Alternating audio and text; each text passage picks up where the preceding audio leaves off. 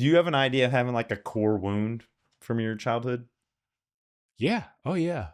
You know, in the work that I do, it's like, what's your shadow, right? Your Yeah. shadow is a message about yourself that's not a positive message. What was your core wound? Well, I just told you earlier, and I'll tell you again. Phil Phails for you. I'm broken. Mm-hmm. There's something wrong with me. I don't know what I'm doing. I don't know what I'm talking about. Mm. And I know where that came from. You know, my family of origin, because they felt the same way about themselves, they had some of that same core wounding, you know, helped to deliver some of that messages in the way that they spoke to me and what they said to me and how they behaved with me. Because I was the young one. I was the baby. And so I don't blame them. And I understand why. And I'm also clear that that is my shadow, is that there's something wrong with me. I'm different and that's bad. And I'm broken. And that shadow message is different than it was. It doesn't own me. I don't behave out of that shadow the way that I used to so much. Right? But I'm aware that that's still there. And that core wounding from a young age doesn't completely go away. Right. When I get in stressful situations, that's when it comes up. Of course. And so my reaction to that is I got to do it right. And so I'm inflated warrior around what we call upholding energy in shadow work. It's like there's a right way to do things, and by the way, it's my way. Always. Yeah. Which is useful as a shadow work coach and facilitator, but I can become rigid. Mm-hmm. So I work on not being as rigid, like blessing the people who come in late, not knowing what's going on in their life. Yeah. Okay. Have compassion, because when I have compassion for them, I'm having compassion for me. Right. But that is my core wound, is, you know, at the harshest, it's that I'm broken. Yeah. Like when God made me, I was the defective one. Yeah. How many frameworks have you tried in your search before you found shadow work seems to be the one that worked for you? And you also spoke of pathways. Pathways was great. Pathways had a lot of what I call shaming messaging in it. Dr. Phil has that style. Were there others? No, because really it wasn't until I was 38 that I started that journey.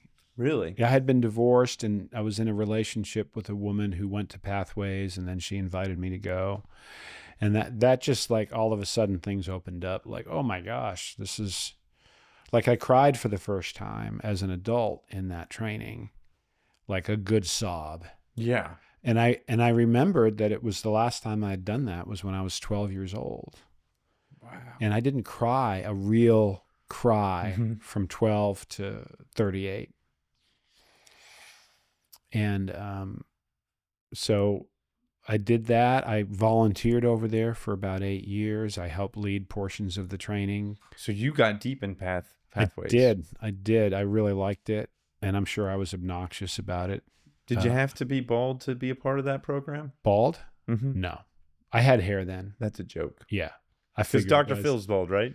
I think he has side hair. Yeah, he's got the Yeah. fryer. Yeah. Fryer hair.